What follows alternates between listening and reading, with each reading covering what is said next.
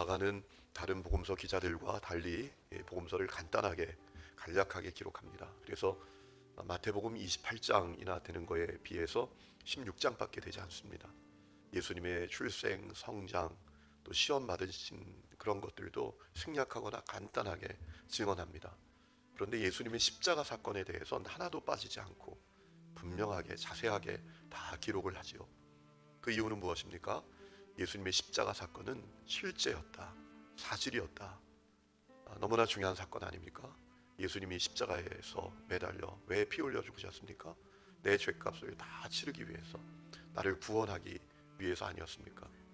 그 사건이 분명히 이루어진 것을 우리에게 증언하려고 했던 것이죠.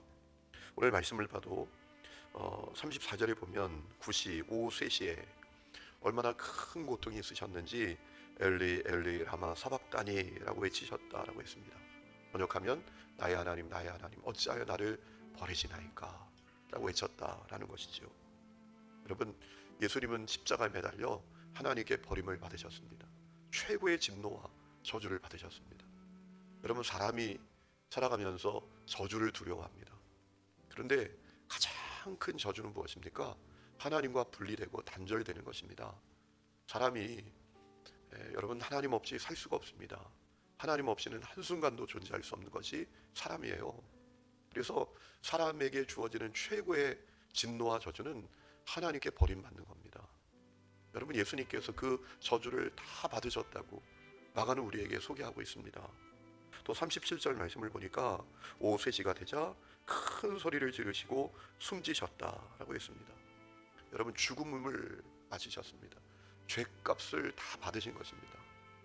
여러분, 죽음은 왜 있습니까? 사람은 죽는 존재로 창조된 것이 아닙니다. 에덴 동산에서 영생의 존재로 창조되었지만 안타깝게도 전적으로 타락하여 죽게 되었습니다. 죄값을 치르게 된 것입니다. 예수님께서 죽으셨다라는 거예요. 기절하신 게 아닙니다. 죽으신 것입니다. 여러분, 이 사실은 중요한 사실을 알려주죠. 예수님이 사람의 죄값을 실제로 철저하게 치르셨다라는 것입니다. 그래서 우리가 구원을 받았고요, 죄와 저주와 진노에서 다 구원을 받았습니다. 여러분, 그것을 믿습니까? 그렇다면 우리에게 감사한 마음이 있습니까? 그 은혜에 감사한 마음이 있습니까? 여러분, 우리가 예수를 믿고 정말 구원받았다는 증거는 외적 증거가 아닙니다. 내적 증거입니다. 내가 정말 예수 믿고 구원받았다라는 것은 외적 증거로 드러나는 것이 아니라 내적 증거로 하는 것입니다. 내 안에 있는 증거. 그 내적 증거 가운데 가장 소중한 증거는 감사입니다. 감사. 여러분 마음에 감사함이 있습니까? 나 같은 죄인을 위해서 예수님 이 땅에 오시고 십자가에 매달려 피 흘려 죽으셨구나. 죄값을 다 치르셨구나. 그분이 하나님의 진노와 저주를 다 받으셨구나. 그래서 내가 구원을 받았구나. 이 감사의 마음이 있습니까? 여러분, 감사의 마음을 가진 것이 정상적인 반응 아니겠습니까? 제가 한번 말씀드린 적이 있지요. 받은 것에 대한 가장 정상적인 반응은 감사 아닙니까? 어떤 아이에게 사과를 주었더니 이 아이가 그냥 받는 겁니다. 엄마가 야단을 쳤대요. 야, 엄마가 사과 받으면 뭐라고 해야 된다라고 했니? 누가 너한테 뭘 주면 뭐라고 대답해야 된다라고 했어?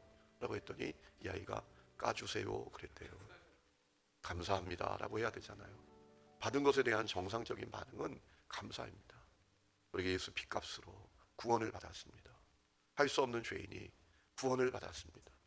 그러니 우리 속에 감사한 마음이 있어야죠.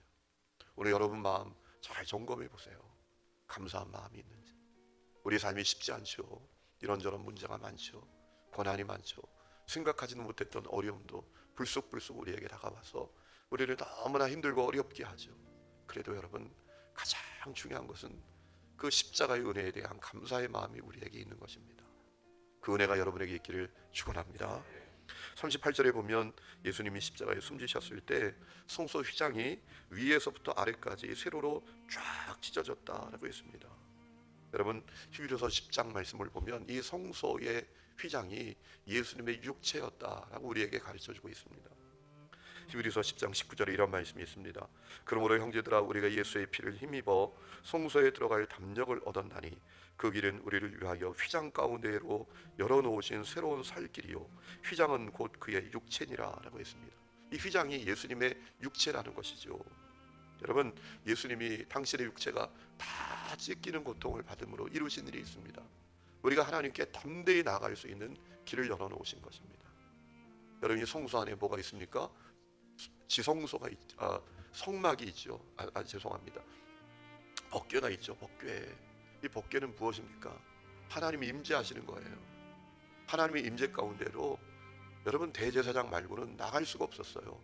그런데 휘장이 쫙 찢어짐으로 말미암아 누구든지 하나님의 임재 가운데로 나갈 수 있게 되었다라는 거예요. 그 복을 우리가 누리게 되었습니다. 여러분, 오늘 개신교인들은 얼마나 큰 복을 누리고 살아가는 사람들인지 몰라요.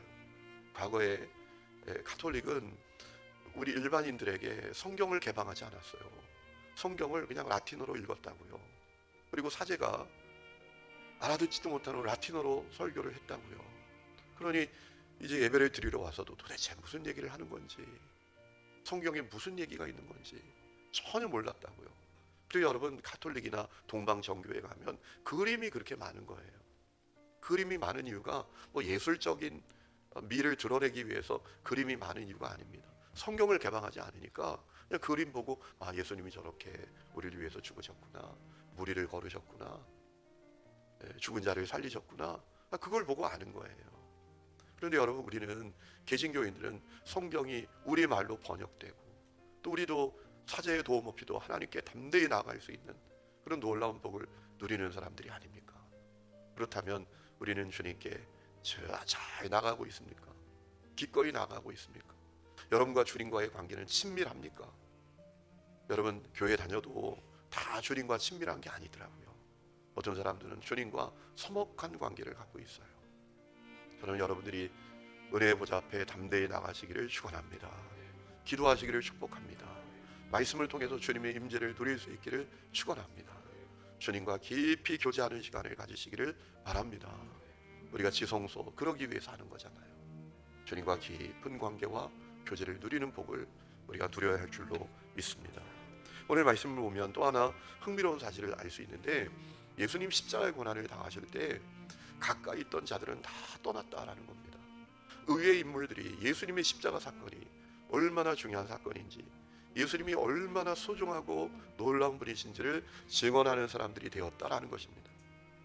여러분, 오늘 말씀 39절 말씀을 보니까 예수님 십자가에 달리신 것을 바라보고 섰던 백부장, 로마 군대의 백부장이죠.